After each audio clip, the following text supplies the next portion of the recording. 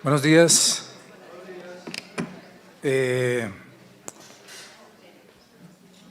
Hoy está con nosotros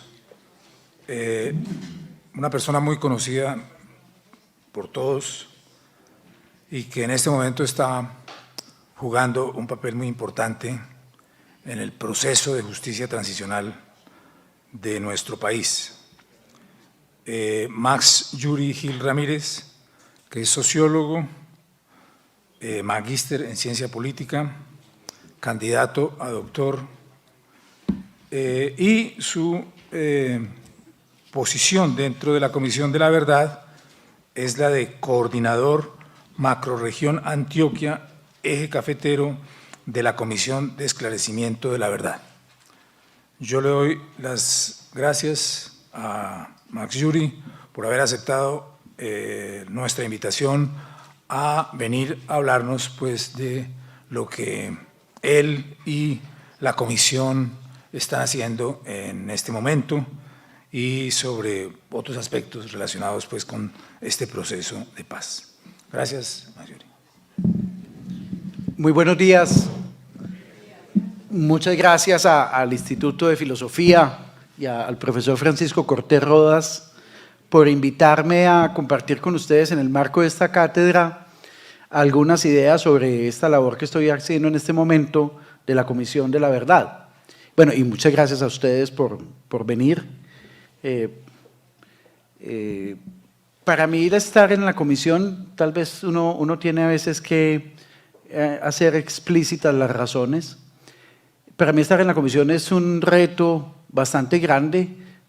Yo tengo pues una formación híbrida porque pues aparte de las actividades académicas que decía el profesor Francisco en la presentación, yo me desempeñaba una buena parte de mi vida y de mi tiempo en ONGs de derechos humanos, especialmente en la Corporación Región, pero pues pasé en algún momento por Conciudadanía, también por el IPC, siempre trabajando alrededor del tema de derechos humanos y del tema de la violencia, y de la violencia urbana y de Medellín y esto.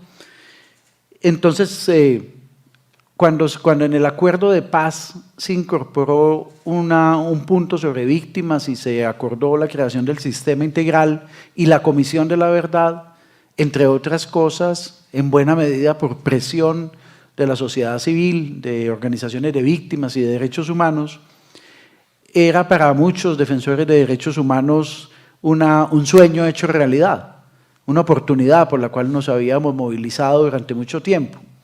En el año 2000 yo estaba en una pasantía fuera del país y una de las actividades de investigación que hicimos en ese momento en la Universidad Pablo de Olavide, en Sevilla, en España, giró justamente en un seminario una discusión sobre experiencias de comisiones de la verdad en el mundo y los retos para una comisión de la verdad en Colombia, 17 años antes de que se estableciera la comisión finalmente en el acuerdo de paz.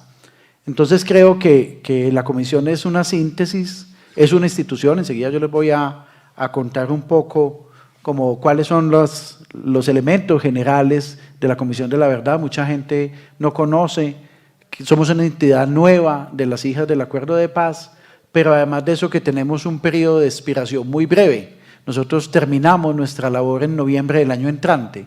La Comisión tiene un periodo de 3 años y ese periodo termina el 29 de noviembre del año 2021.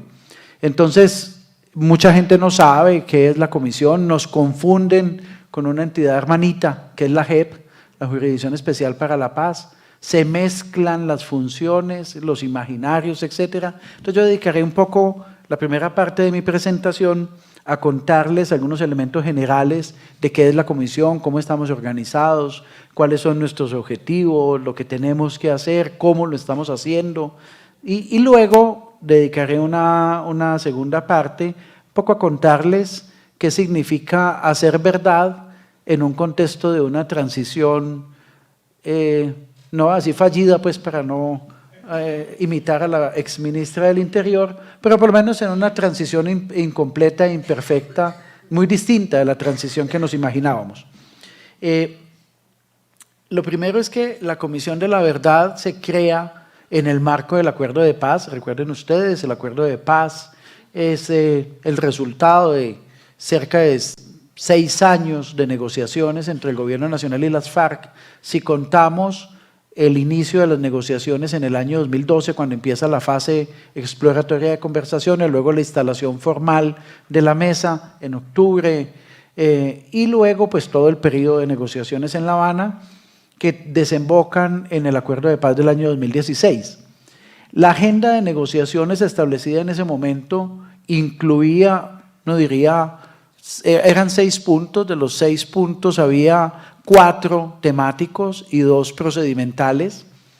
El primer punto, y les voy a contar un poco cómo fue el momento de la discusión y la negociación, tenía que ver con el reconocimiento que en Colombia hay un problema agrario no resuelto, que en Colombia el problema de la tierra está en el centro de la conflictividad violenta que ha habido en el país durante mucho tiempo, y que ese reconocimiento de ese problema agrario no resuelto ameritaba un conjunto de transformaciones, de reformas para desactivarlo como un factor generador de violencia política en el país.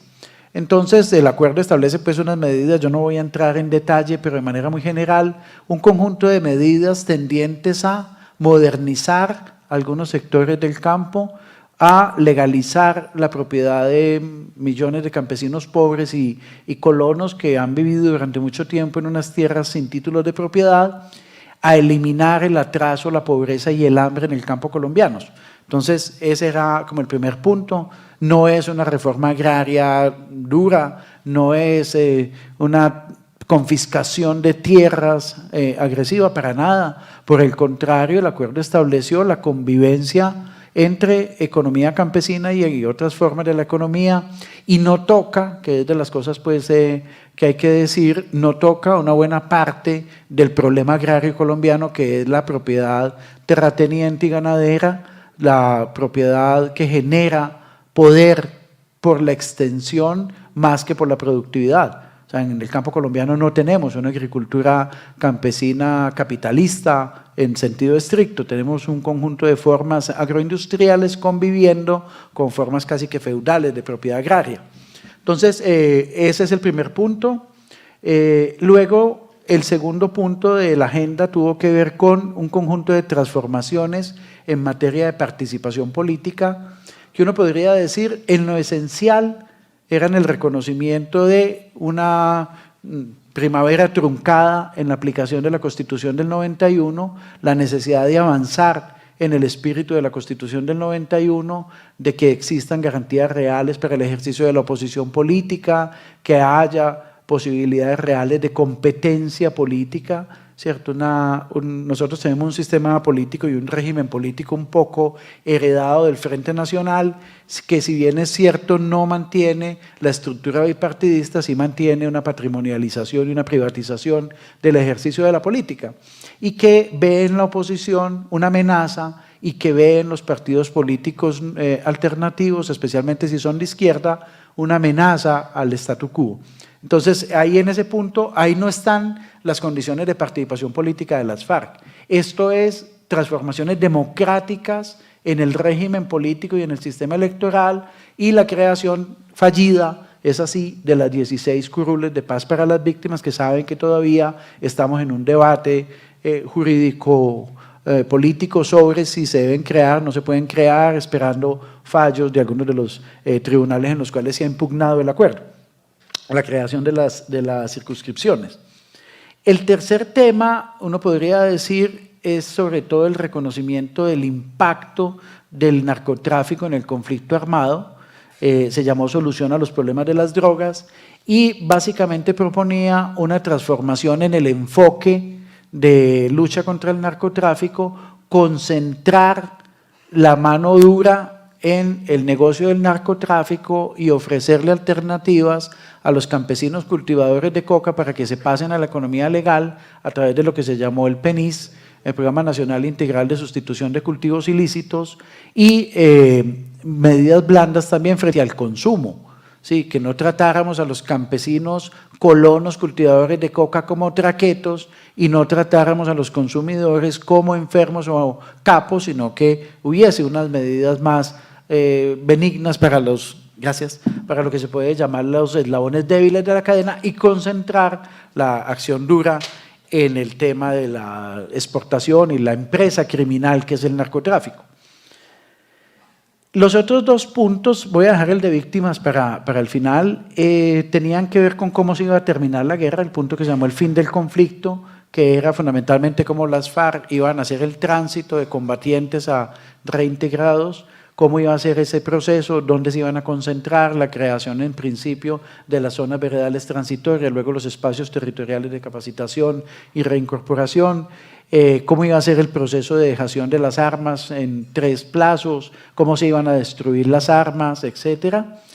Y ahí mismo estaban entonces las medidas de reintegración económica, el pago de unos subsidios durante un determinado tiempo, la creación del partido FARC, la creación del centro de pensamiento de las FARC, de unas emisoras comunitarias, las garantías para la participación política y la asignación de 5 curules en el Senado y 5 curules en la Cámara durante 2 periodos legislativos por 8 años, independiente de sus resultados electorales.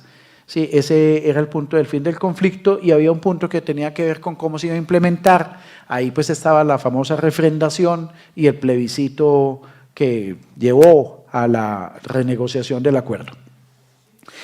Ahí están entonces la agenda. En el punto de víctimas, lo que quiero llamar la atención antes de entrar un poco en lo que se estableció, es que fue el punto más difícil. Mientras el punto de reforma rural integral duró 6 meses, participación política 6, solución al problema de las drogas ilícitas 3, los otros 2 se precipitaron un poco en cascada, el tema de víctimas duró 18 meses. ¿Por qué duró tanto? Porque ese era un punto en el cual había que hacer unos equilibrios y tener en cuenta unas asimetrías en lo que había sido el conflicto armado en Colombia entre las FARC y el Estado colombiano, que no eran fáciles de satisfacer. Claro, no era un acuerdo de paz con una guerrilla derrotada, no era un acuerdo de rendición. Usted no le podía decir simplemente a las FARC, ¿sabe qué? Rinda, se entregue las armas y se van a la cárcel y listo. Ese era un acuerdo inviable. Pero tampoco se podía presumir que había que crear un acuerdo en el cual hubiese absoluta falta de castigo penal. Había que tener en cuenta los intereses de las víctimas, pero además de eso, de víctimas muy diversas. Nosotros tenemos la tendencia un poco a creer de que las víctimas son un actor homogéneo, que tienen una identidad absoluta sobre todo, y las víctimas son como cualquiera de nosotros, como cualquier ciudadano o ciudadana que tenemos ideas sobre el perdón, la justicia, la pena, la impunidad, la reconciliación. O sea, las víctimas como un actor colectivo no existe. Existen expresiones del movimiento de víctimas y usted encuentra quienes, el MOVIS, el movimiento de víctimas de crímenes de Estado, que está centrado en el castigo a la criminalidad institucional, o encuentra la Corporación Rosa Blanca, que quiere meter a la cárcel a los responsables de las FARC, y encuentra las FADES, que trabaja de desaparición forzada, y Madres de la Candela. O sea, es muy diverso el universo de las víctimas. Y dar cuenta de esas expectativas no es fácil. Pero además, con equilibrios muy importantes que hay que hacer. Usted no puede tratar unos crímenes como crímenes buenos y otros como crímenes malos. Usted no puede decir el secuestro, el asesinato cometido por las guerrillas eran todos actos de terrorismo condenables y las ejecuciones extrajudiciales fueron unos muchachos ignorantes que mataron gente porque no sabían ir al baño ni utilizar los cubiertos. O sea, no se puede tratar a unas víctimas como víctimas de primera y a otros como víctimas de segunda. No se puede perdonar unas cosas y otras no. Entonces, hay un conjunto de equilibrios, de consideraciones que llevaron a que este tema fuera muy difícil. Les pongo 2 casos. El acuerdo finalmente establece que la responsabilidad de mando va a aplicarse de manera diferente a las guerrillas con respecto a las Fuerzas Armadas. ¿Qué establece el acuerdo? Un comandante guerrillero es responsable por las acciones cometidas en el área de su jurisdicción, aunque no haya sido determinador. ¿Qué significa eso? Que los 11 diputados del Valle del Cauca asesinados por las FARC en cautiverio, el comandante del bloque suroccidental era Pablo Catatumbo. Pablo Catatumbo no estaba en el campamento cuando los mataron. Pablo Catatumbo no dio la orden de que los mataran. A Pablo Catatumbo no lo llamaron a preguntarle, ¿los mata o no los mato? Pero había una orden del secretariado que decía, no se dejen quitar ninguna víctima, ninguna rehén secuestrado, y si llega un operativo de rescate, mátenlos. Y Pablo Catatumbo responde por eso. Pero en el otro sentido, para probar la responsabilidad de los altos oficiales de las Fuerzas Armadas, se requiere decisión y acción directa. Es decir, que para probar la responsabilidad de un general en una ejecución extrajudicial, tiene que existir algún elemento positivo que lo vincule a esa conducta, la autorización de esa conducta. Entonces, el rasero con el cual se mide la responsabilidad de mando es diferente con respecto a las guerrillas a cómo funciona con las Fuerzas Armadas. Pero además pusieron un artículo que tiene nombres propios, y es que dijeron, en ningún caso se podrá investigar la responsabilidad de un jefe de Estado en ejercicio de sus funciones. Porque si no, el acuerdo no era viable. O sea, si le hubieran conferido al Sistema Integral de Verdad y Justicia la posibilidad de investigar a los presidentes de la República que viven por su responsabilidad de mando en las responsabilidades de las Fuerzas Armadas, el acuerdo no hubiera sido viable. Sin embargo, se excluyó, porque pues, busca extraer la responsabilidad de la competencia de la jurisdicción de los presidentes que están vivos, ¿cierto? De Gaviria, Samper, Uribe, Santos, Pastrana, ¿cierto? De los últimos 5 que quedan. Hay quienes dicen, pero ¿por qué si la responsabilidad de mando es política? ¿Quién es el comandante máximo de las Fuerzas Armadas en Colombia? El jefe de Estado, ¿cierto? Sin embargo, pues esa es la pragmática de la política de un acuerdo de paz. Un acuerdo de paz nunca es lo ideal. Un acuerdo de paz es el acuerdo menos malo posible que se puede obtener en una negociación. Entonces, lo que crea en el punto de víctimas es un sistema integral que tiene 3 patas principales. Crea un tribunal jurídico, que es la Jurisdicción Especial para la Paz, la JEP, como ustedes la conocen. Este es un tribunal al cual comparecen de manera obligatoria los integrantes de las guerrillas de las FARC y los integrantes de la fuerza pública que hayan sido responsables de los más graves crímenes cometidos en el marco del conflicto armado. Todos los tribunales de justicia transicional del mundo son para los crímenes más graves. No son para todo tipo de criminalidad cometida en el marco del conflicto armado. Ningún tribunal de transición en el mundo busca resolver todo lo que pasó, sino priorizar y seleccionar los casos más significativos. Eso es pragmática, porque ningún tribunal de justicia es capaz de dar cuenta de todos los crímenes cometidos o en una dictadura o en una guerra civil o en un conflicto armado, pero también es un intento aleccionador, y es que se va a castigar lo más grave, ¿sí? O sea, que por ejemplo, los crímenes más graves establecidos en el derecho internacional humanitario, el secuestro, la desaparición forzada, la masacre, el asesinato fuera de combate, el reclutamiento de niños y de niñas, la violencia sexual, el desplazamiento, la tortura, esos crímenes que son los más graves serán conocidos por los tribunales y castigados, mientras otras conductas como el concierto para delinquir, el porte ilegal de armas, etcétera, no serán objeto de eso, porque pues si usted va a meter todos los que firman el acuerdo de paz a una justicia, pues para eso tiene la justicia ordinaria.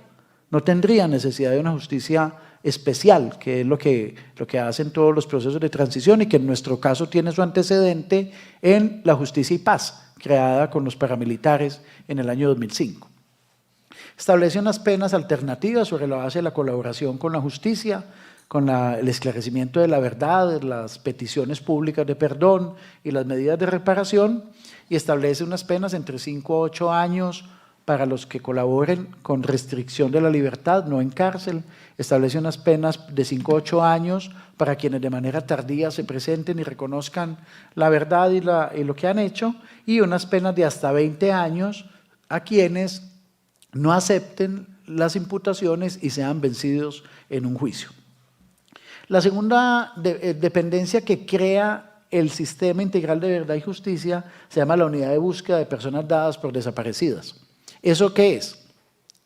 Es el reconocimiento que en Colombia tenemos una modalidad de victimización especialmente grave, que es la desaparición forzada.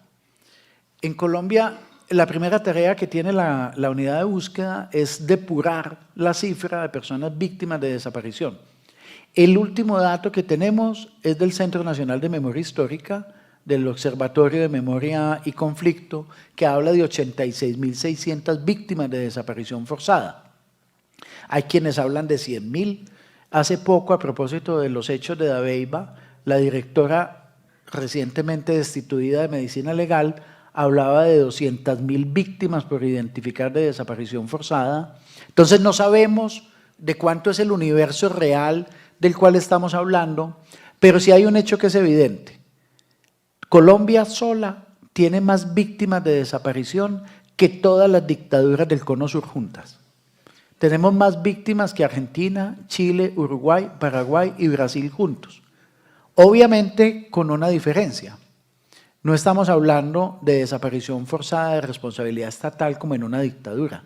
Estamos hablando de personas desaparecidas en el marco del conflicto armado, que incluye secuestrados que murieron en cautiverio, que incluye víctimas de desaparición forzada a manos de organismos de seguridad del Estado o de grupos paramilitares, que incluye combatientes reclutados de los cuales no se sabe qué pasó, e incluye víctimas en combate o presuntamente en combate que no han sido identificadas. Entonces, la unidad tiene un reto muy grande, que es el establecimiento del censo, la búsqueda, el hallazgo, la identificación y la entrega. Eso es una tarea de una magnitud descomunal. Piensen ustedes solo en la Comuna 13 de Medellín. La Comuna 13 de Medellín, en las operaciones militares del año 2000 al 2002, que culminan con Orión, estamos hablando de un número no muy claro de víctimas, pero cercano a entre 100 y 200, ¿sí?, de los cuales se han encontrado 6 cadáveres en una zona urbana a 10 minutos del centro de Medellín. En 20 años hemos encontrado 6 cadáveres allí.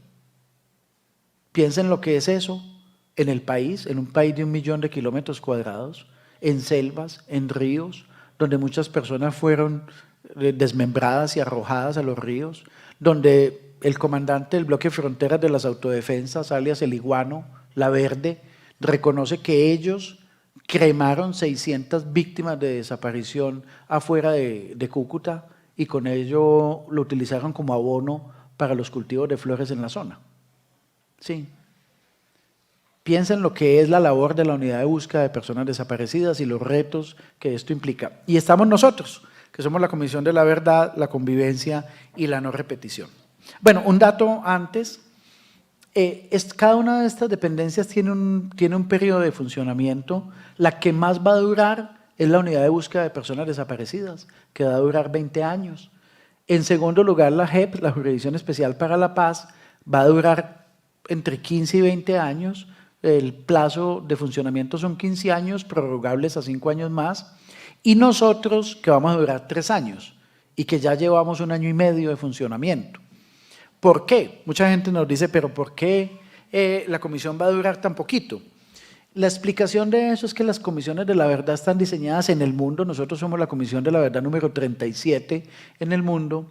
Las comisiones de la verdad están diseñadas para actuar de manera coyuntural en la transición y contribuir a empujar la transición, pero no están destinadas a ser una comisión permanente, ni muy larga en el tiempo, porque se considera que la verdad, y al final hablaré un poco de eso, cumple una función en la transición, que la verdad cumple una función como en el momentum de la transición, que es empujar a que la transición se consolide. Entonces, si presentamos un informe de la verdad dentro de 10 años, pues pierde poder político y poder de transformación, porque además un componente muy importante de todas las comisiones de la verdad en el mundo es lo que llamamos las garantías de no repetición, que tiene que ver con las transformaciones, con los cambios que hay que hacer para que la guerra o no siga, o termine, o no se prolongue. Entonces no tiene sentido que la Comisión de la Verdad se dedique a esclarecer la verdad durante mucho tiempo para entregar un informe con unas recomendaciones cuando ya no tiene sentido la importancia de su creación. Pero este es el tema del tiempo, pues es una preocupación que tenemos y ahora me referiría a ella. Somos una entidad de rango constitucional, autónoma, junto con las otras dos entidades del sistema. Eso quiere decir que no dependemos del gobierno, no somos una entidad del gobierno nacional, ni de la rama legislativa, ni de la rama judicial. Somos autónomos. Una cosa que es muy importante que se creó en el acuerdo es que nosotros tenemos una naturaleza extrajudicial. ¿Y eso qué significa? Primero, que nosotros no vamos a esclarecer casos individuales, sino patrones colectivos. En segundo lugar, que nosotros no vamos a identificar responsabilidades individuales, sino responsabilidades colectivas. En el informe de la comisión que entregaremos no aparecerá el general que ustedes están pensando, ni el expresidente que creen, ni el comandante del frente guerrillero, ni el político, no, aparecerán responsabilidades colectivas, ¿cierto? Acotadas pues en el espacio y en el tiempo, pero no se identificarán nombres. Pero además, y esto es muy importante, a nosotros se nos despojó de cualquier atribución judicial. Cualquier acto que nosotros conozcamos en ejercicio de nuestra labor, aunque sea un delito, nosotros no podemos ponerlo en conocimiento de las autoridades, ni de la Fiscalía, ni de la JEP, ni de nadie. O sea, nuestra labor está protegida por un manto de silencio y de confidencialidad que justamente lo que busca es eso, que las personas se puedan acercar a nosotros, que las víctimas nos puedan contar tranquilamente y no se vean involucradas en un procedimiento judicial, que no tengan que ir a la Fiscalía, que no tengan que ampliar la declaración, que no se pongan en riesgo, porque para muchas víctimas asumir una declaración en la Fiscalía es ponerse en riesgo, pero también para que los responsables nos cuenten todo lo que saben del conflicto armado, incluso de las responsabilidades propias y de otros que ellos conozcan. Yo no sé si vieron en El Espectador del domingo, en Colombia 2020, salió una entrevista con uno de los comisionados, que se llama Alejandro Valencia Villa. Y Alejandro es el responsable en la comisión del relacionamiento con el sistema y en especial con la JEP. Y Alejandro contaba que una de las preocupaciones que tenemos es que quienes vienen a la comisión a contarnos, solo les está interesando, de los responsables que vienen a la comisión, solo les está interesando contarnos su verdad para resolver su caso, pero no nos están contando más. Y esa colaboración no es la que nosotros necesitamos. Nosotros necesitamos que los responsables nos cuenten lo que saben, lo que vieron, todas las responsabilidades colectivas que hay de otros y de las modalidades de actuación para que nosotros podamos elaborar nuestro informe comprensivo y no que nos cuenten un pedacito simplemente para resolver sus problemas específicos. Nosotros tenemos unos objetivos que les voy a contar un poco más en detalle, pero este es el pleno de la comisión, estos son los 11 comisionados y comisionadas. Es un pleno diverso, pues en este momento ya somos solamente 10, porque Alfredo Molano falleció, ustedes saben, el 31 de octubre del año pasado, que es el tercero que ustedes tienen ahí en la foto. Son de muy diversas procedencias, la presidencia la ocupa el padre Francisco Berrú, fueron elegidos a través de una convocatoria pública, un comité de escogencia externo a las partes, fue el encargado de la selección y se buscó pues una diversidad de género, regional, de formaciones, etcétera. Enseguida les voy a poner un pequeño video descriptivo de quiénes son los comisionados y comisionadas, pero contarles solamente que en este momento estamos en el proceso de selección de la persona que va a ocupar el lugar de Alfredo en la comisión. Igualmente estamos en una convocatoria pública, cualquier persona se puede presentar, no es sino ingresar a nuestra página web en www.comisiondelaverdad.co y ahí está pues todos los pasos, los requisitos, la inscripción en línea, la subida de los documentos, etcétera. Estamos recibiendo postulaciones hasta el 17 de marzo De ahí viene un periodo de consulta ciudadana, es decir, vamos a publicar la lista de los candidatos y candidatas para que las personas de manera confidencial valoren a favor o en contra esas candidaturas. Eso solamente lo conocen estas 10 personas del Pleno. Y el 27 de marzo, 27 y 28 de marzo, tenemos entrevistas en Bogotá y el 1 de abril anunciamos al país la nueva persona que va a entrar a la comisión para terminar el periodo de Molano hasta el 29 de noviembre del año entrante. Entonces voy a ponerles el video. Y que tengamos el coraje de asumir las responsabilidades, 52 años de conflicto, y hacer una narrativa que explique qué fue lo que nos pasó.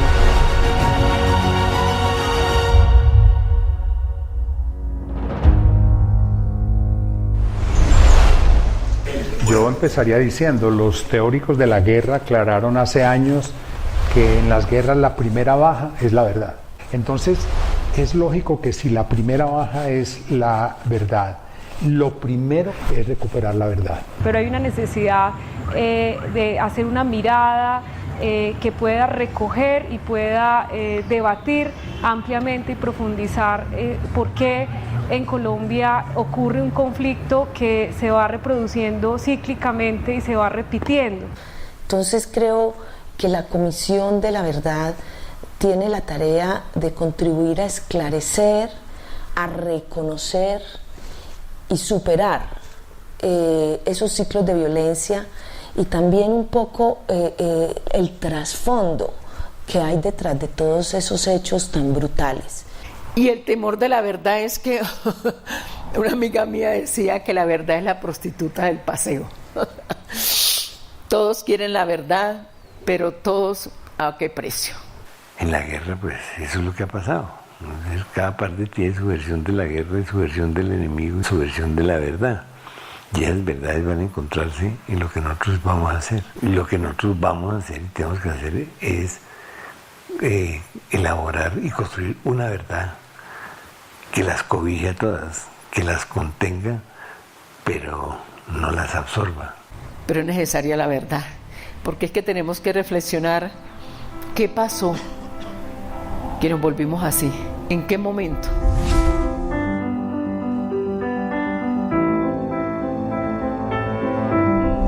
Pues Colombia ha vivido un conflicto armado durante décadas, y es decir, el país ha sido muy afectado y pues entre todas y todos nos toca pues sacar adelante este proyecto y este proceso, y pues conformamos un grupo que tiene como muy diferentes saberes, muy diferentes experiencias, y yo creo que precisamente eso es bien importante. El Padre Pacho es una columna ética y moral y de proyecto de reconciliación y de proyecto, digamos, de superación de la violencia. Ángela tiene un conocimiento muy profundo de las comunidades afro, pero también del movimiento de mujeres y de las organizaciones sociales. Molano se ha conocido este país a pie, pero a eso se le suma, por supuesto, también su capacidad enorme de análisis histórico sobre el conflicto armado. Saúl trae consigo su lucha generosa por la paz. Nos aporta además un rigor académico e intelectual enorme que para la comisión es importantísimo. Alejandro tiene un conocimiento muy grande sobre derechos humanos y sobre comisiones de la verdad. Patricia Tobón, bueno, es una abogada líder indígena, ¿no? Pues su foco obviamente en la comisión es con los pueblos étnicos y la participación de esos pueblos. Tenemos a Alejandra Miller, que es una mujer que viene de hacer una apuesta muy grande por las mujeres afectadas por el conflicto. Carlos es una persona que tiene una amplísima experiencia con el trabajo de víctimas en América Latina y también en el mundo. El mayor Ospina es un hombre generoso que profundamente conmovido por las víctimas al derecho internacional humanitario que hay dentro del ejército. También Lucía, y bueno, creo que su visión desde la gestión cultural, lo artístico, me parece que es muy importante para poder ejercer un papel pedagógico. Y Marta Ruiz, una periodista más joven, pero con un vuelo intelectual, un fogueo en su vida personal y un compromiso muy grande con esto que estamos defendiendo. el reconocimiento y valoración de la diferencia sigue siendo una tarea esencial para que podamos reconocer que todos tenemos que tener un lugar protagónico en este relato colectivo de país. Yo creo que eso ayudaría también mucho a que la eliminación del otro por el arma o por la palabra no siga siendo una costumbre en este país. Lo que necesitamos es que quien más conozca de lo que nos pasó es aquella otra parte de la sociedad que vivió en el desconocimiento, en la apatía, en el negacionismo. ¿Cómo hacer para que no sea solamente un informe, sino cómo este proceso de 3 años nos ayuda a movilizar ampliamente a la gente de este país, a la sociedad?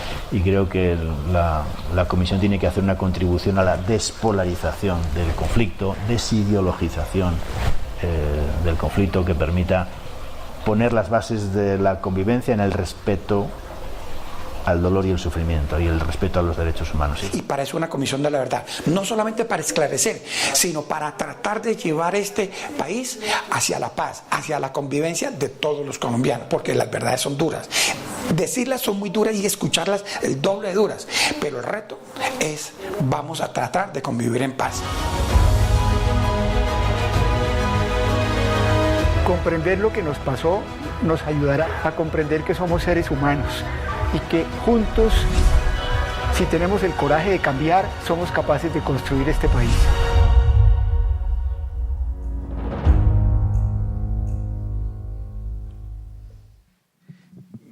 Que voy a aprovechar para ponerles de una vez un pequeño video que tenemos sobre qué es la comisión antes de pasar a explicarles un poco más en detalle nuestro mandato. Colón, firmado entre el gobierno de Colombia y la guerrilla de las FARC-EP, se decidió crear la Comisión para el Esclarecimiento de la Verdad, la Convivencia y la No Repetición. Decreto Ley 588 de abril 2017. La Comisión de la Verdad es un ente autónomo, estatal y no gubernamental con vigencia de 3 años a partir de noviembre de 2018. Está compuesta por 11 comisionados, hombres y mujeres de diferentes etnias y profesiones, elegidos en convocatoria pública. El objetivo principal de la comisión es escuchar muchas voces, en especial las de las víctimas, para construir un relato colectivo que narre el conflicto armado interno y en el que todas y todos nos podamos encontrar. La misión de la comisión comprende: 1. El esclarecimiento de los hechos ocurridos durante el conflicto y el análisis de lo sucedido desde los diferentes contextos sociohistóricos. 2. El reconocimiento del conflicto armado interno por parte de la sociedad, de las víctimas en su dignidad y derechos, de responsabilidades por parte de los actores directos o indirectos del conflicto armado, de la resistencia y la resiliencia de comunidades en medio del conflicto. 3. Promover la convivencia entre iguales, diferentes y opuestos. 4. Trabajar en pro de la transformación de la sociedad hacia la no repetición. La comisión se enfocará en las comunidades más vulneradas e históricamente silenciadas, como las mujeres y las personas de sexualidad diversa, las niñas, los niños y los jóvenes, los adultos mayores y las personas en condición de discapacidad, los indígenas, los afrocolombianos, palenqueros y raizales, la comunidad rom y además los campesinos. La comisión trabajará además con un enfoque psicosocial para evitar hacer daño a las víctimas. Para cumplir sus objetivos, la comisión desplegará sus tareas desde los territorios para entender mejor las dinámicas del conflicto y escuchará a las víctimas de desplazamiento, incluso en el exilio. Valorará la dimensión cultural de cada comunidad y aprovechará sus capacidades de expresión artística para ayudarlas a superar el conflicto. Para llegar a toda la sociedad, la comisión implementará estrategias de difusión, sensibilización y movilización social a través de la pedagogía, la comunicación y de una participación ciudadana pluralista y equilibrada. Todo ello enfocado al mismo horizonte, la no repetición.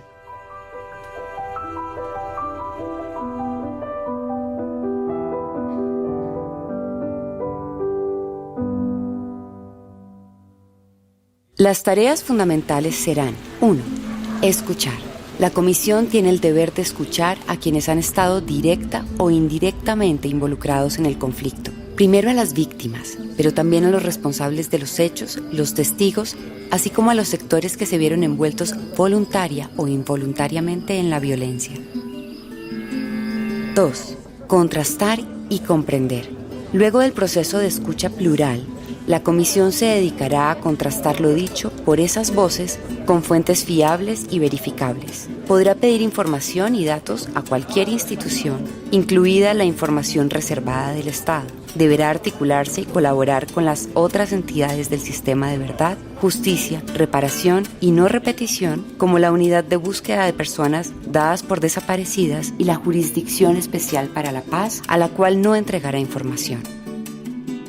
3. Construir un informe final. No habrá un relato único sobre el conflicto en Colombia. El informe será una recopilación de historias que suman distintos relatos y que mostrará los matices producto de la variedad de perspectivas y dinámicas. Expondrá un análisis de las causas del conflicto. Será escrito, pero también adoptará otras formas para acercarse a los diferentes públicos y culturas de nuestro país. El mandato de la comisión resumido en 5 grandes puntos. 1. Esclarecer las graves violaciones a los derechos humanos y al derecho internacional humanitario, enfocándose en casos y responsabilidades colectivas y mostrando los impactos producidos en quienes más sufrieron, incluidos los combatientes y sus familias. 2. Explicar las causas que dieron origen al conflicto armado y su prolongación. Esto incluye identificar la actuación de los grupos, las instituciones o los sectores que participaron en él y los patrones de actuación. 3. Poner especial atención en los daños causados al ejercicio político y a la democracia. 4. Profundizar en el análisis de los fenómenos tan complejos como el paramilitarismo, el despojo de tierras y el narcotráfico. 5. Mostrar las acciones positivas realizadas por las comunidades y las instituciones para afrontar los impactos del conflicto. La Comisión de la Verdad es un ente de rango constitucional. Acto Legislativo 01-2016.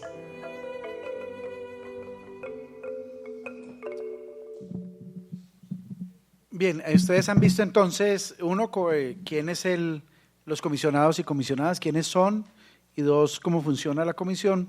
Yo voy a contarles un poco más en detalle, en unos minutos, qué estamos haciendo. Nosotros tenemos 4 objetivos básicos, que son el primero, el contribuir al esclarecimiento de la verdad. Ahí creo que es muy importante destacar que nosotros va a ser un esfuerzo, pero no vamos a hablar de verdades en plural, sino que vamos a casarnos con una interpretación de lo que ha pasado. Esa es una discusión pues muy grande que hay, pero sí nos parece que es una diferencia con la memoria, especialmente con los ejercicios de memoria colectiva, no de memoria histórica, que es distinto, pero creemos que no podríamos dar pie a que se diga que hay muchas verdades y que eso depende de cada uno que lo cuente.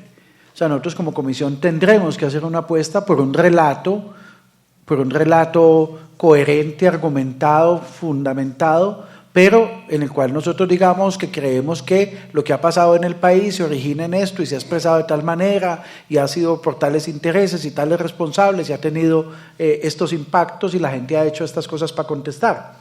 Pero sí creemos que ese es uno de los retos principales que tenemos, porque uno podría decir es como un poco anacrónico, pero vamos a hablar de verdad en una época en que se habla de posverdades, ¿cierto? Entonces va a ser pues una contienda dura en ese sentido, pero pues para nosotros el relativismo que hay frente a eso sí no nos parece una buena decisión. Pero en segundo lugar hay un tema del esclarecimiento que es muy importante, y es que a diferencia de otras comisiones de la verdad en el mundo, nosotros no le vamos solo a contar a la sociedad lo que pasó, sino que sobre todo tendremos que avanzar en por qué pasó, ¿cierto? Y eso es diferente. Muchas de las comisiones de la verdad tenían el mandato de contarle a la sociedad lo que había pasado. En el caso colombiano eso es menos necesario. A veces tenemos dudas, porque a veces hay un profesor de la Universidad Pontificia Bolivariana, Juan David Villa, que acaba de publicar una investigación reciente en la que hizo un ejercicio de talleres sobre el conocimiento de la gente sobre el conflicto armado y se quedó muy preocupado, porque no solamente hay un alto nivel de desconocimiento, sino que hay un conocimiento muy parcializado de lo que pasó. Uno de los ejercicios que él hacía en los talleres es que le preguntaba a la gente si sabía de la masacre de Bojayá. Y la gente sabía cuántos muertos fueron, responsables de las FARC, lanzaron un cilindro, asesinos desalmados, no sé qué. Pero luego les preguntaba por masacres paramilitares y la gente no sabía. Chengue, El Salado, Mapiripán, cualquiera, la gente era, no. Y eso tiene que ver con el relato que hemos tenido del conflicto armado desde los medios de comunicación en las últimas décadas. Hay unos actos que han sido engrandecidos, hay unos actos que han sido amplificados, que no está mal. Lo que está mal es que no todos los actos hayan sido objeto de la misma atención. Las víctimas de las FARC todas tenían rostro, historia, contexto, familia, lo cual digo es muy bien, pero las víctimas de los paramilitares eran números, pero además de eso sin rostro y sin historia. ¿Sí? Todo el mundo, digamos, tiene en la mente las imágenes de la iglesia de Bojayá, pero no tiene tan claras las imágenes del Salado, a propósito de que estamos cumpliendo 20 años de esa masacre. Entonces hemos tenido una duda ahí de si también tendremos que contarle a la gente lo que pasó. Usted a veces le pregunta a la gente si sabe lo que pasó en la Comuna 13 en el 2002 y la gente no tiene muy claro. Sí, entonces ahí hay un reto que tenemos, pero además el tercer reto en materia de esclarecimiento es que nosotros tenemos una voluminosa producción sobre el conflicto armado en Colombia, producida por organizaciones sociales, producida por organizaciones académicas y hasta por la institucionalidad. Solo el Centro Nacional de Memoria Histórica tiene más de 100 informes sobre el conflicto armado en Colombia. Entonces nosotros no podemos volver a hacer todo lo que ya está hecho. No sería, pues, primero no sería justo desde el punto de vista ético, pero además de eso, pues, ¿para qué si tenemos tan poco tiempo nos vamos a dedicar a repetir lo que ya se hizo? ¿Sí? Entonces ahí tenemos pues un reto grande. En segundo lugar, hablamos del reconocimiento de la dignidad de las víctimas a través de la verdad como un ejercicio de reconocimiento, de que las víctimas encuentren en la verdad una forma de restablecimiento de su dignidad, pero además hacemos del reconocimiento de responsabilidades por los victimarios una forma de contribución a la recuperación de la dignidad, que los responsables tienen mucho que decir. Además, eso ya lo está haciendo la sociedad en muchos escenarios. En muchos escenarios los responsables están pidiendo perdón, contándole a las víctimas lo que han hecho, no solo de las FARC y de los paramilitares, sino también algunos de la fuerza pública. Pero la tercera dimensión del reconocimiento que nos interesa es preguntarle a la sociedad qué hicimos cuando todo esto estaba pasando. Porque es que a veces hay la idea como que no, eso pasó y yo no me di ni cuenta, no tenía ni idea. Pero hombre, una guerra que nos acompañó durante más de 50 años, que tocó una buena parte del país, que llegó a las zonas urbanas, que todos lo vimos, no podemos decir de que no teníamos ni idea. Y esa es la pregunta que también le queremos devolver a la sociedad, porque puede haber un cierto espíritu en sectores de la sociedad en que eso era un problema de una gente mala. Cuando la guerra llegó, sí, no, ellos nos trajeron el mal y en esto, como en otros casos, tenemos que reconocer que la sociedad participa de diferentes maneras en la guerra, incluyendo la legitimación, incluyendo el apoyo, incluyendo la colaboración. Y eso es muy importante si pensamos en que no se repita. Si creemos que es un problema de 10.000 guerrilleros malos, no vamos a ser capaces de resolver este ciclo de violencia que nos ha acompañado durante tanto tiempo. La otra cosa que queremos trabajar es la convivencia, la verdad como un mecanismo de convivencia, poner ese debate en la sociedad.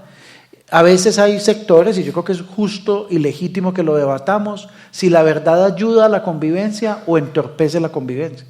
Hay quienes dicen, ¿para qué nos ponemos en esta cosa de esclarecer la verdad cuando esto nos duele tanto? ¿Y por qué no lo dejamos para el futuro? ¿Por qué no hacemos una transición a la española con amnesia? Dentro de 2 o 3 generaciones que esto no nos involucre, que nuestros nietos discutan esto, que no nos agarremos porque somos uribistas, santistas o mamertos, y no, dejemos para que esto se discute en el futuro, como hizo un poco la sociedad española. La sociedad española, Franco se muere en el 75, viene la transición, y solamente abren la discusión un poco masivamente, aunque hoy todavía hay debates muy profundos en la sociedad, 30 años después. O sea, la ley de memoria histórica de España es del 2008. Acaban de pegarse un agarrón profundo en la sociedad española si sacaban los restos de Franco del mausoleo del Valle de los Caídos o los dejaban allá. O sea, estos temas nos van a acompañar durante mucho tiempo. Entonces hay quienes dicen, la verdad no sirve, mejor no.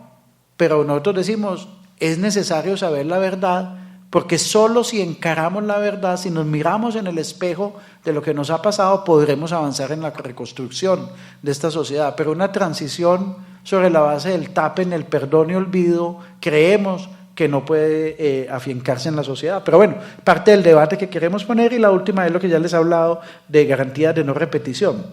Esto tiene unas estrategias, estas no voy a detenerme mucho, solo decirles, hay un esfuerzo grande en materia de participación. Nosotros no somos un grupo de investigación de conciencias, esto es una entidad pública desatando, fortaleciendo y acompañando procesos sociales alrededor de la verdad en el territorio. Sabemos que tenemos un reto muy grande en pedagogía y comunicaciones, que tenemos que hacer un esfuerzo muy grande de transmisión de conocimiento, de poner a circular sentidos positivos sobre la verdad en la sociedad, que nos vamos a enfrentar a una acción muy fuerte de desprestigio y demolición moral en el momento en que esté cerca la publicación del informe, ¿cierto? Y que hay que pensar cómo hacemos para esas transformaciones, y que ahí el tema de la cultura y el arte no solamente es el reconocimiento de lo que se ha hecho, sino también el arte y la cultura como formas de transformación social. Y tenemos unos enfoques diferenciales para mirar con lentes diferenciales lo que ha pasado en materia de género y diversidad sexual, el tema étnico y contra el racismo, el enfoque psicosocial, que no solamente tiene que ver con el cuidado de nuestro equipo de trabajo, sino también con el reconocimiento del impacto colectivo en la cultura y en la salud mental que ha tenido el conflicto armado, y una mirada diferencial sobre los periodos de la vida y la condición de discapacidad. Ese es un poco como el mecano de la comisión, es un engranaje que tiene en el centro las víctimas, que tiene unas esferas concéntricas de los objetivos, las estrategias y los enfoques, y que tiene en la rueda externa la dimensión territorial. Y esto es porque la comisión tiene presencia hoy en día en 28 casas de la verdad a lo largo del país. Tenemos una división del país un poco funcional, dividimos el país en 10 grandes regiones. Tenemos, en el caso nuestro, nuestra macrorregión incluye el departamento de Antioquia y los departamentos de Caldas, Risaralda y Quindío, 11 millones de personas, el 10% del territorio nacional y el 20% de las víctimas del país. Y en esta macrorregión tenemos 3 casas de la verdad, una en Medellín, acá en la Avenida Oriental con Maracaibo, una en Apartadó y una en Pereira, que funcionan como centros políticos, sociales, institucionales alrededor del tema de la verdad. Y además la comisión tiene una presencia en el extranjero. Tenemos 3 delegaciones internacionales, una en Bilbao, en España, para trabajar en Europa, una en Estados Unidos, que es más móvil, es sobre todo trabajo voluntario, y una también de trabajo voluntario en Argentina, para el exilio en el Cono Sur. Hay cerca de 750.000 personas colombianas víctimas del conflicto armado viviendo en el exterior. Entonces también es muy importante dar cuenta de esas voces que hay allá. Hemos construido una metodología que pues no voy a entrar mucho en detalles, solamente contarles que nosotros hablamos de 4 verbos, y esos verbos tienen un sentido. Nosotros hablamos de escuchar, ¿sí? Escuchar a la sociedad. Es muy importante la labor de escucha que debemos hacer. Tenemos previsto escuchar 15.000 personas en el país, llevamos 11.700 ya. Ya somos la Comisión de la Verdad que más testimonios ha escuchado en todo el mundo. Ninguna Comisión de la Verdad antes de nosotros había escuchado más de 10.000 personas. Hablamos de reconocer, ¿cierto? No tanto de construir la verdad, sino de reconocer la verdad que hay. Hablamos de comprender en el sentido pues integral de la complejidad y el reto que tenemos en lo difícil que es abarcar el conflicto armado, pero además que es un conocimiento para cambiar, ¿cierto? Y ahí nosotros decimos es comprender el pasado desde hoy para cambiar el futuro.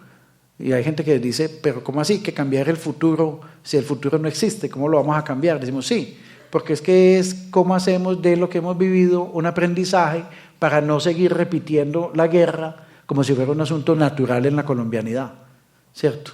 Que es como, esto tiene un sentido, no es un ejercicio historiográfico, no es una labor pues como de deleite con la comprensión del pasado, sino que es una comprensión del pasado para cambiar, para tener un futuro distinto del que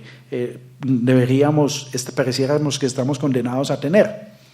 Creamos unos núcleos temáticos para avanzar en el esclarecimiento, básicamente giran alrededor de estos 10 temas: impacto sobre la democracia del conflicto armado, el papel del Estado y sus responsabilidades. Ahí vamos a tener una discusión muy dura sobre la relación con el paramilitarismo, si el paramilitarismo es una parte de la acción institucional o es una acción de autodefensa autónoma de sectores de la población, la relación entre modelos de desarrollo, economía y conflicto armado, la relación entre el despojo de tierras y el desplazamiento forzado. El tema de tierras y el tema de política es muy duro en la comprensión, la relación de narcotráfico con el conflicto armado, la forma como la gente ha resistido y ha transformado a partir de los impactos del conflicto armado, el impacto diferencial sobre las comunidades étnicas, el impacto sobre la sociedad y la cultura, las dimensiones internacionales del conflicto armado y actores armados, trayectorias.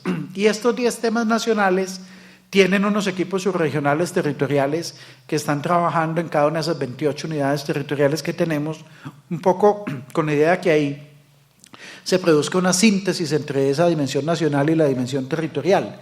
El tema territorial es muy importante en la comisión. Nosotros decimos, no es que el conflicto armado fueron 28 conflictos armados locales, pero sí que nosotros tenemos que construir una interpretación y un relato que refleje lo nacional, pero que dé cuenta de la diversidad territorial, ¿cierto? Entonces ahí hay un reto muy grande sobre esa dimensión territorial del conflicto armado, sobre esa dinámica territorial. Esperamos tener un primer borrador del informe en diciembre de este año, esperamos tener una versión final del informe finalizando el primer semestre del año entrante y dedicar los últimos 3 años del mandato a la socialización, a la validación y a la divulgación del informe.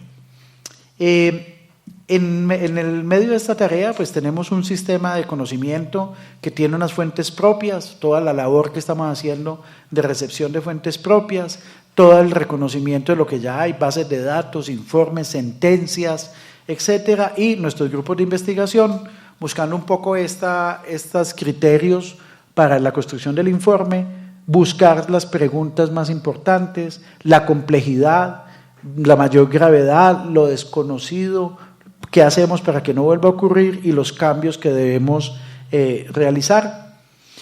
Hemos invitado a la sociedad a que nos entreguen informes y casos. Hoy hemos recibido cerca de 670 informes y casos desde diferentes sectores de la sociedad sobre diferentes cosas.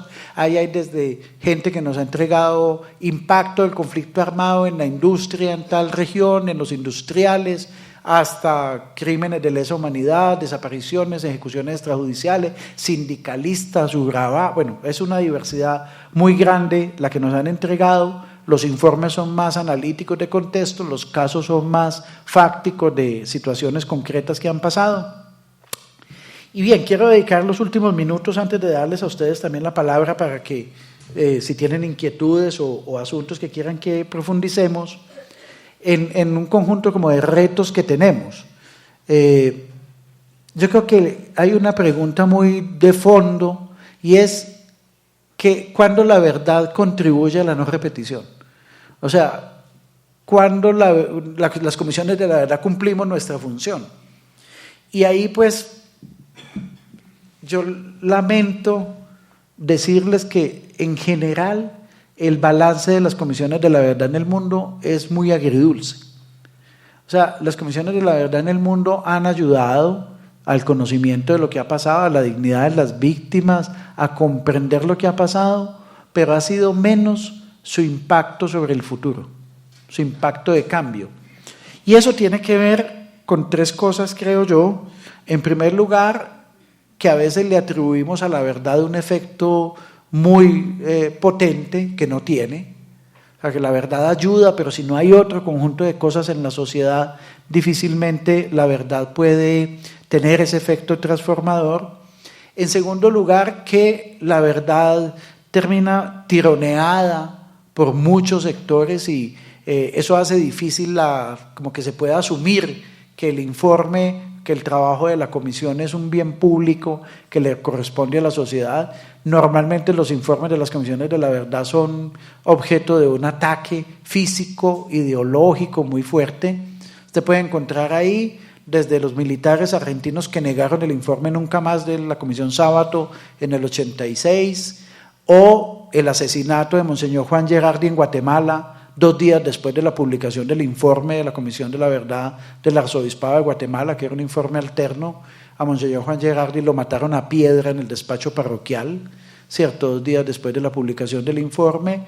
O puede encontrar, por ejemplo, los ataques a Orlando Falsborda y a Monseñor Germán Guzmán y a Eduardo Umaña después de la publicación del informe de la Comisión de la Verdad en Colombia en 1958. Entonces, nunca un informe de la verdad la sociedad lo recibe con euforia unánime.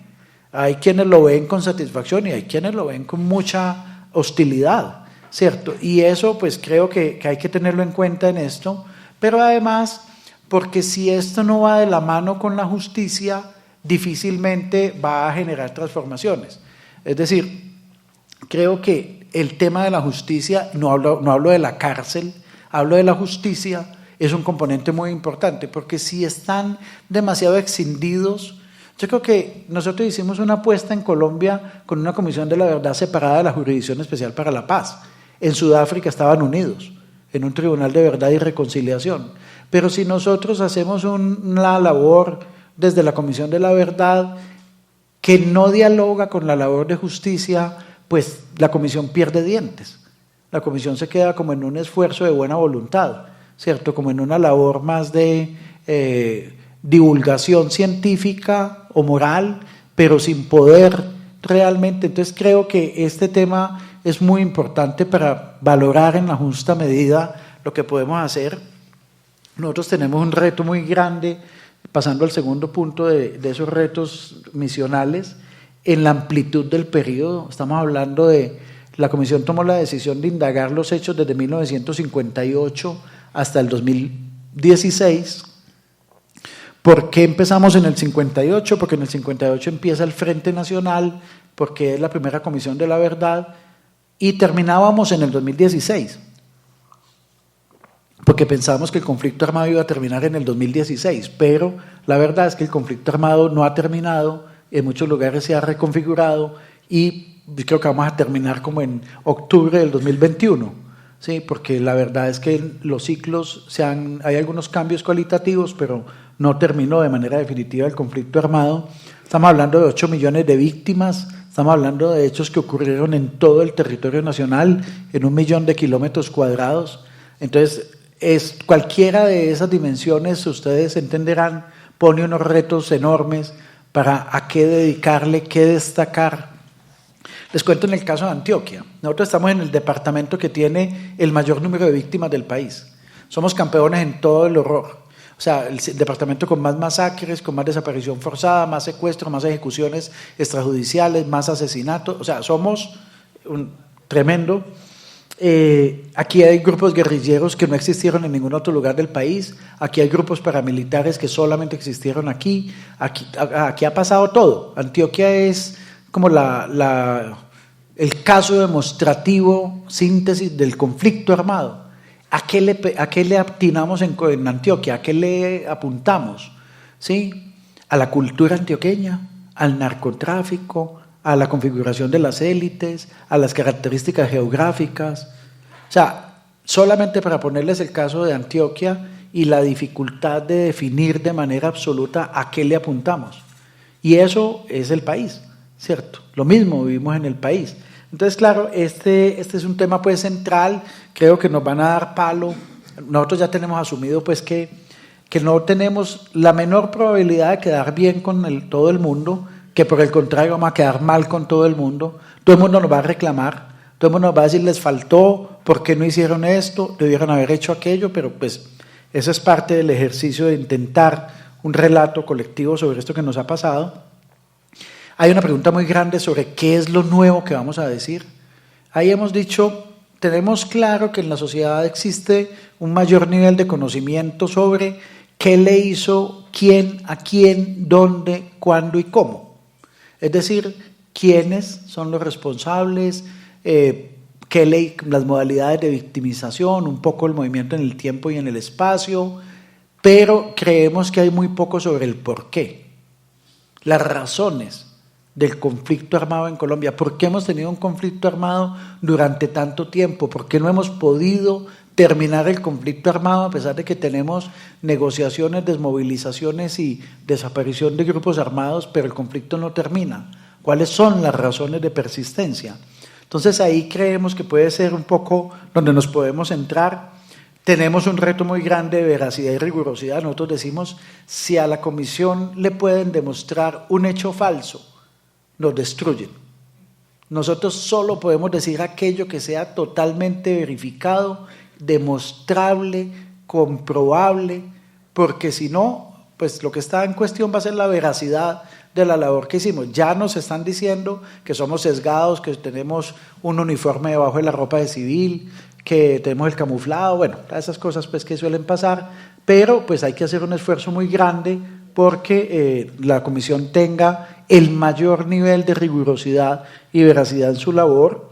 Pues el tiempo, como ustedes saben, es corto, pues los 3 años que ya llevamos, como el 40% del tiempo que teníamos y que debemos aprovechar, que los recursos son escasos. El año pasado tuvimos una pugna muy grande con el gobierno nacional, nos terminaron recortando el 40% de los recursos que habíamos solicitado. El concepto de autonomía institucional es relativo, porque los recursos los desembolsa el Ministerio de Hacienda. Entonces nosotros estamos sometidos a toda la racionalidad del gasto público. Ahí nos acaban de anunciar la semana pasada un recorte del 20% en lo que nos habían asignado. Ahí pues toca todo el tiempo pelear. A la la unidad de búsqueda le recortaron el 68%. ¿Sí? Y eso es pues parte de la tensión. Ustedes no crean pues que es un problema económico, es un problema político de fondo. Ahora, hemos logrado compensar una buena parte de la escasez de recursos con cooperación internacional. O sea, prácticamente todas las agencias de cooperación de todos los gobiernos del mundo nos han ayudado en muchos sentidos, cooperación no gubernamental, etcétera. Pero pues de todas maneras, miren, para que ustedes se hagan una idea, en el mes de noviembre del 2018 tuvimos la primera reunión de trabajo y nos pidieron proyectar equipos de trabajo en cada una de las 10 macro de 50 personas. El año pasado trabajamos con 20, este año empezamos con 30. Todavía estamos 20 cargos por debajo de la planta que necesitábamos para hacer nuestra labor. Entonces, para que ustedes se hagan una idea, el equipo de Antioquia son 5 profesionales y 3 auxiliares de investigación para 117 municipios. ¿Sí? Entonces, claro, ustedes no... O sea, nosotros hemos tratado de ir a muchas partes, nos han invitado de muchas partes, las organizaciones sociales, sectores institucionales, Naciones Unidas, pero físicamente es imposible siquiera ir una vez a los municipios de Antioquia. Y cuando vamos a los municipios siempre nos dicen, venga, pero ¿por qué no van al corregimiento? ¿Por qué no van a la vereda? ¿Por qué no? No podemos, ¿sí? O sea, es imposible en el territorio nacional. Entonces, claro, nosotros peleamos mucho con Bogotá por el centralismo, pero luego nos toca reproducir a escala el centralismo paisa, ¿cierto? Entonces estamos en Medellín y de aquí pues hemos procurado descentralizarlo, pero no es una labor fácil, como les digo. De retos y desafíos del entorno, lo primero es que pues nos imaginábamos que íbamos a tener un post-conflicto armado real y eso no pasó. No pasó primero porque pues el ELN, cuando empezó la negociación con las FARC siempre se buscó tratar de establecer un proceso simultáneo con el ELN. Las cosas no funcionaron por múltiples motivos, por la ausencia de voluntad política del ELN, porque el gobierno nacional trata al ELN a veces como el hermanito menor de las FARC, entonces no les pagaba bolas y bueno, la cosa no funcionó. Al final solamente se pudo compatibilizar el proceso que se inició en Ecuador, que ustedes saben, ya se rompió. Entonces, cuando pensábamos que eso iba a ser 2 mesas y un proceso con un acuerdo, terminó siendo una mesa, un proceso con una sola guerrilla. El proceso con el ELN fracasó. Pero además de eso, el no cumplimiento total del acuerdo ha llevado a que muchos excombatientes de las FARC se hayan revinculado, tanto a disidencias como a otras estructuras criminales. Y pues sabíamos que al gobierno colombiano y al Estado colombiano se les había advertido de manera muy insistente en que en política el vacío no existe, que si las FARC se retiraban de unos territorios, el Estado tenía que llegar con una oferta integral a esos territorios, que si no, otros iban a llegar. Desafortunadamente eso fue lo que pasó. En la inmensa mayoría de los territorios que las FARC dejaron, llegaron otros grupos armados, el ELN, el EPL, las autodefensas del Golfo, los Caparros, otras estructuras, de tal manera que el conflicto armado en zonas como el Catatumbo, el Bajo Cauca y el norte de Antioquia y el sur de Córdoba, sectores del sur de Urabá, el Chocó, el Cauca, Guaviare, Caquetá, el conflicto armado no terminó, se reconfiguró. Y es más, está en proceso de expansión en muchos territorios. Entonces, ¿cómo hacer verdad en ese contexto? ¿Cuáles son? Yo les pongo un caso. Cuando en el 2018, en esa famosa reunión que diseñamos un poco ingenuamente cómo íbamos a trabajar, dijimos, pongamos una casa de la verdad en Caucasia. No hay la menor probabilidad de que pongamos una casa de la verdad en Caucasia. O sea, no existen condiciones. En el Bajo Cauca antioqueño hoy, usted va a decirle a la gente, venga, digan la verdad cuando los grupos armados están ahí. Van a los talleres en los que nosotros estamos. Entonces, ¿cómo hacer verdad en muchos territorios en medio del conflicto armado? Lo segundo es que pues, nosotros somos herederos del acuerdo de paz y en esa medida herederos también de la polarización. O sea, cargamos pues todo el estigma que hay en la sociedad sobre el acuerdo de paz, el sistema integral, la JEP, todo eso, y pues a la Comisión de la Verdad hay sectores de la sociedad que lo ven como una entidad farsantos, castrochavista, petrista, bueno, todas las variedades que hay hoy en día con respecto a eso, y pues ese es un ambiente que dificulta mucho la labor de la Comisión de la Verdad. Además porque hay una pugna política y simbólica muy grande por la verdad en la sociedad. Ustedes saben las tensiones que hemos tenido con el Centro Nacional de Memoria, con el enfoque que tiene el centro en este momento, toda la discusión sobre el negacionismo, sobre el revisionismo histórico, sobre la narrativa, cuál va a ser la narrativa que se va a construir, cuáles van a ser los que van a aparecer como responsables. Entonces, claro, la sociedad está inmersa en todo ese debate que, como les digo, va acompañando durante un tiempo, ¿sí? Bolsonaro en Brasil ha resucitado la imagen favorable de la dictadura brasileña. En su momento Macri retornó a viejas prácticas y a la recuperación y la rehabilitación de gente que había sido parte de la dictadura argentina. Ahora en Chile, en medio de esta confrontación, hay quienes dicen lo que necesitamos es otro Pinochet. En España, lo que les decía, o sea, el pasado no termina de pasar. Y eso es una cosa muy tremenda en esta pugna que hay sobre el sentido de la verdad, sobre esa imagen negativa que hay del acuerdo y del sistema integral. Y claro, en últimas, el asunto que aparece es, hay sectores de la sociedad que ven la verdad como una amenaza, que sienten que es más fácil echarle la culpa a los grupos armados, a las FARC, a los paramilitares, a los soldados rasos, pero que ese encararse con la verdad constituye una amenaza para muchos sectores y nosotros ahí pues decimos tenemos que hacer un ejercicio bastante desagradable que es ponerle la verdad como un espejo a la sociedad y alumbrar lugares poco visitados, ¿sí? Las relaciones entre sectores de la población y los grupos armados, cómo la población hizo uso de los grupos armados para resolver conflictos intracomunitarios, cómo se aprovechó la guerra para violar mujeres, cómo se hizo para acumular predios, para acumular viviendas, cómo fue la relación entre organizaciones de diversa índole con los grupos armados. O sea, esto va a ser un desgarre muy duro, pero que nosotros esperamos que realmente contribuya a que podamos construir una Colombia mejor. Termino con una idea y es que hay mucha gente que dice pasemos la página, venga, ya eso es cosa del pasado y no sé cuántas, Y nosotros decimos sí, pero la página hay que leerla antes de pasarla, porque si no leemos la página, probablemente no aprendemos de lo que nos ha pasado y lo más seguro es que sigamos repitiendo, pensando que los problemas están en los grupos armados, en una violencia que se califica o se considera que es irracional y sin sentido, y lo que uno va viendo es que la violencia tiene un fin, que hay unas responsabilidades y que es un fenómeno que va mucho más allá del accionar violento de los grupos armados. Muchas gracias.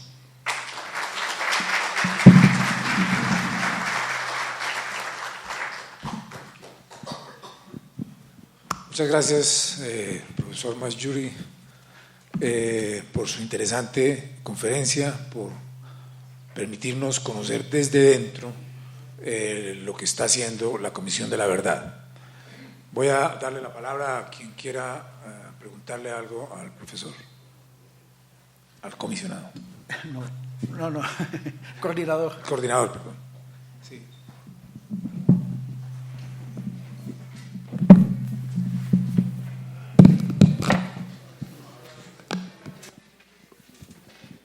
Gracias, profesor comisionado. Coordinador Masjuri Gil. Yo voy a titular esta pequeña intervención como De vuelta al viejo oeste. De vuelta al viejo oeste. Luis Eduardo. ¿Qué perspectiva tiene la Comisión de cara a la insoportable presión de la industria armamentística mundial, vista desde la geoestrategia internacional? Yo me puse a mirar el día que veía los contenedores con las armas de las FARC. Yo decía, alguien se debe estar frotando las manos, porque esas armas van de recambio. Y con cualquier desmovilización en el mundo, ellos dicen, bueno, esas armitas, ¿cuánto se demora en rearmarse un grupo guerrillero paramilitar, dado que el mundo se convirtió ahora en el viejo oeste con todo lo que hace Trump en el Medio Oriente, Irán, Siria, Afganistán, ¿cierto? Y entonces, la pregunta es, ¿qué perspectiva tiene la Comisión de cara a esa realidad, que es el narcotráfico como alimentador del contrabando de armas que se hacen a través de la frontera de México, que irradian desde el Río Grande hasta la Patagonia? Profesor, muchas gracias. Sí. ¿Quién más quiere?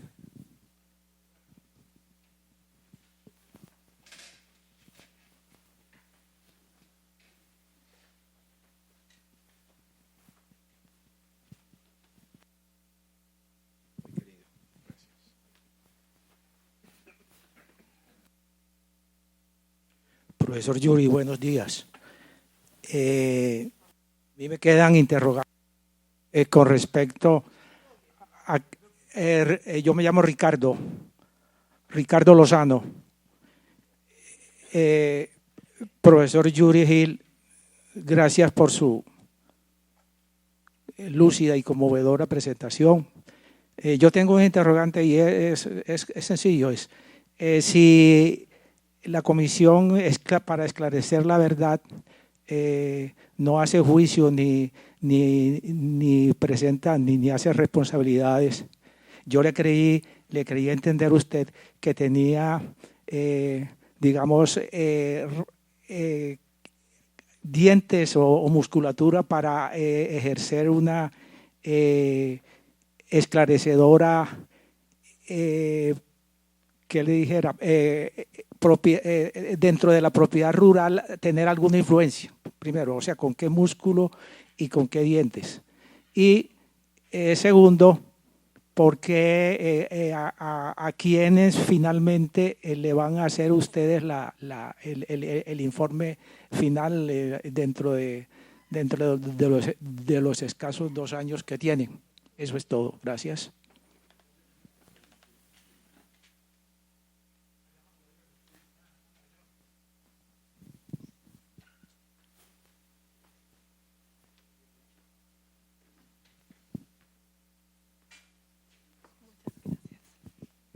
Bueno, mi nombre es Laura Alfaya y me gustaría preguntarte a quién va dirigido el informe y quién realmente va a leer ese informe, teniendo en cuenta que muchos de nosotros los jóvenes no conocemos nuestra historia y en los colegios no suelen contarla.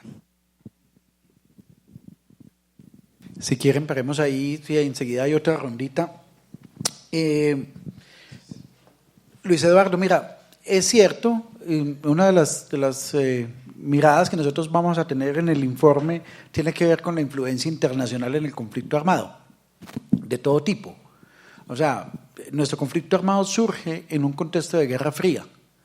Hay pues Estados Unidos con sus doctrinas contra insurgentes.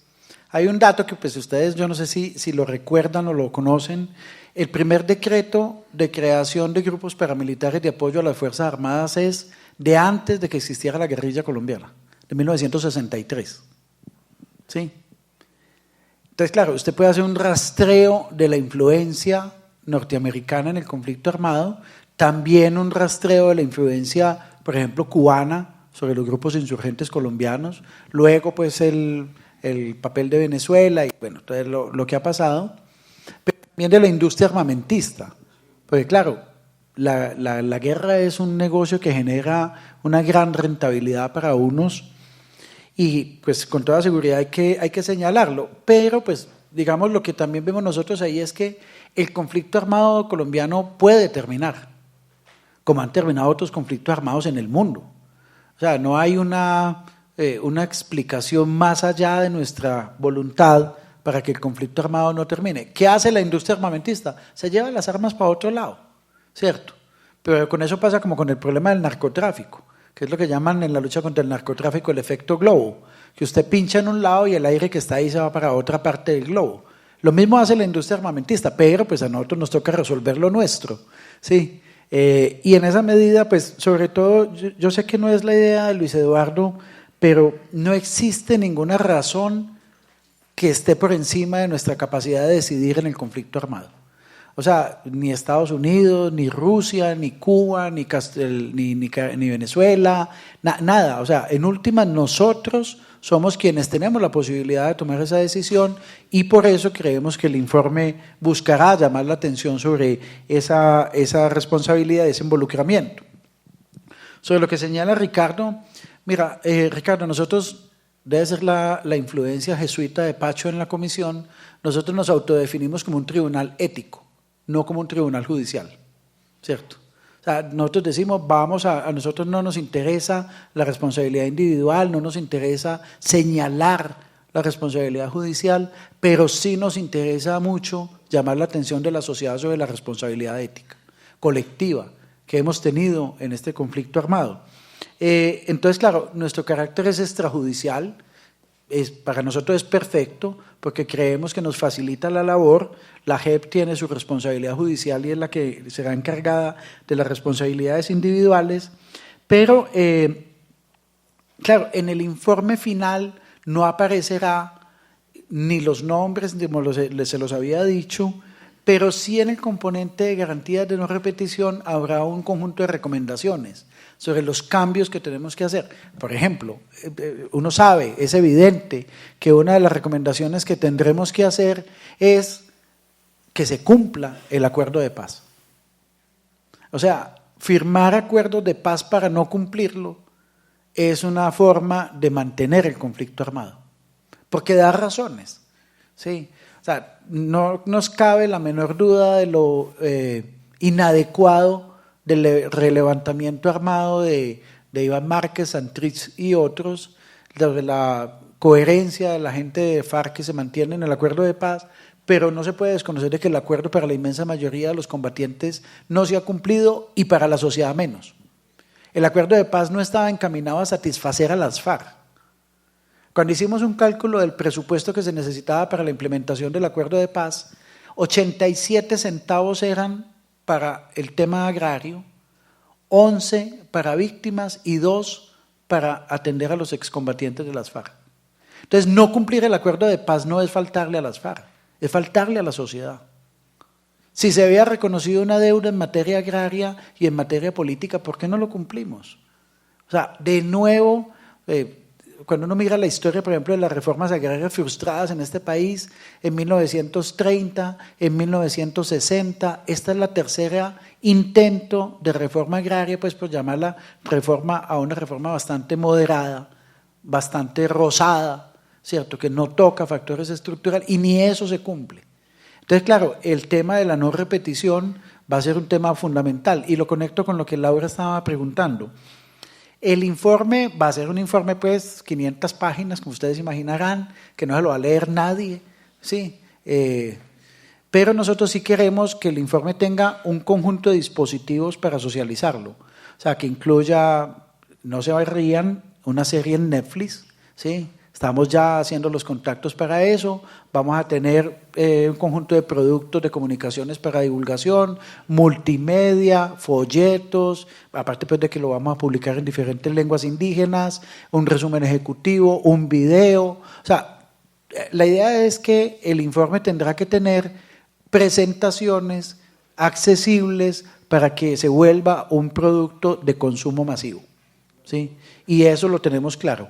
O sea, tenemos claro que si nosotros ponemos un libro, pues eso va a ser muy bueno para la biblioteca pública piloto, pero no para la sociedad, ¿cierto? Que si nosotros no somos capaces de trascender a otros medios, en esto hemos hecho un esfuerzo todavía pues muy precario de que los productos nuestros le lleguen a mucha gente a través de podcasts y a diferentes formatos, porque nos hemos quedado impresionados. En un estudio de medios que contratamos, el 80% de los muchachos y muchachas del país se enteran de lo que pasa a través de memes y de Instagram.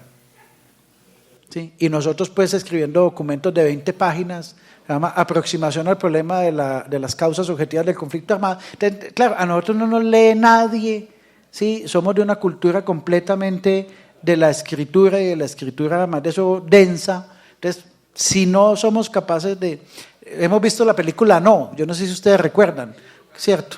A ver si somos capaces, ya que no pudimos, y tratar de entender mucho una cosa que ha venido trabajando Marta Nussbaum sobre las emociones en política, ¿cierto? Y es cómo hacemos para generar emociones favorables y positivas alrededor de la verdad, a diferencia de las emociones negativas del odio, el resentimiento y la venganza que se han generado por otros sectores.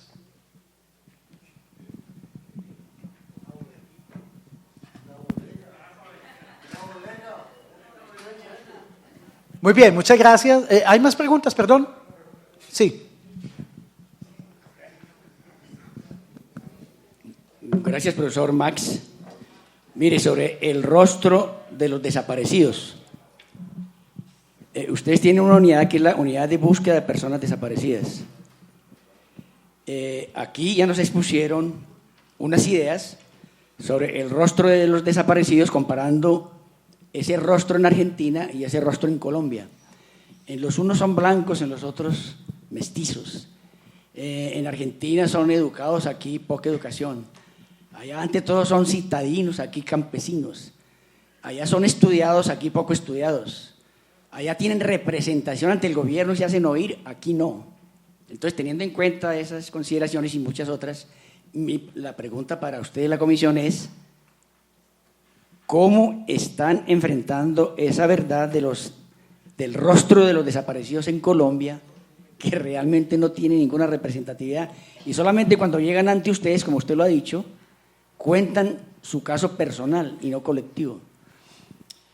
¿Cuál es su nombre? Mi nombre es Hilmer Granados. Hilmer, gracias. Mira, una pequeña aclaración es, la unidad de búsqueda es una entidad autónoma hermanita nuestra, pero distinta, ¿sí? Que es la que tiene pues la responsabilidad de eso, pero obviamente nosotros nos ocupamos también del fenómeno de la desaparición forzada como fenómeno de la guerra. Tienes razón, es muy diferente el perfil de victimización en una dictadura al perfil de victimización en un conflicto armado como el nuestro o como el guatemalteco. O sea, las víctimas de desaparición forzada en Argentina son 30.000, nosotros estamos... allá es un perfil más de líderes sociales, defensores de derechos humanos, líderes sindicales, activistas juveniles, activistas políticos, militantes políticos. En Colombia el perfil es mucho más brumoso, hay algo de eso, pero pues también hay miles de víctimas anónimas. de la desaparición forzada, como usted lo dice. Campesinos que asesinaron, todos los actores armados mataron campesinos y gente de zonas muy aisladas.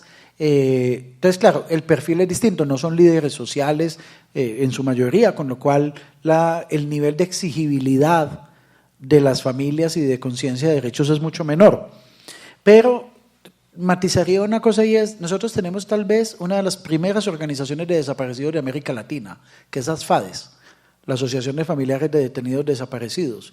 Y junto con esas han surgido una gran cantidad de personas y organizaciones que trabajan en búsqueda de desaparecidos, muchas de ellas de carácter muy local, incluso esfuerzos casi que individuales. Pastora Mira en San Carlos, o sea, Pastora fue una mujer que casi que buscó a su hija con las uñas ella sola en San Carlos, luego pues eso se convirtió en una organización y Pastora es una líder bastante reconocida, etcétera.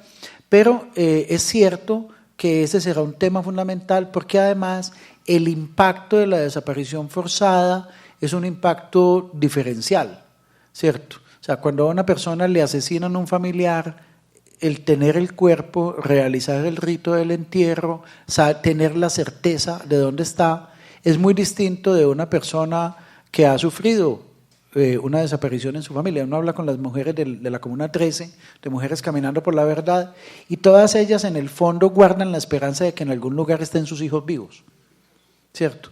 Hay quienes te dicen, yo todas las noches miro su cama, todavía hay días en que se me olvida y le pongo comida. O sea, es que es un ciclo que no se cierra, es un duelo que no se cierra, y por eso el tema de la desaparición forzada es uno de los peores crímenes que se pueden cometer en contextos de conflicto armado. Bueno, nada, muchas gracias. Los invitamos a que visiten nuestra página web y a que estén pendientes de nuestra labor. Gracias.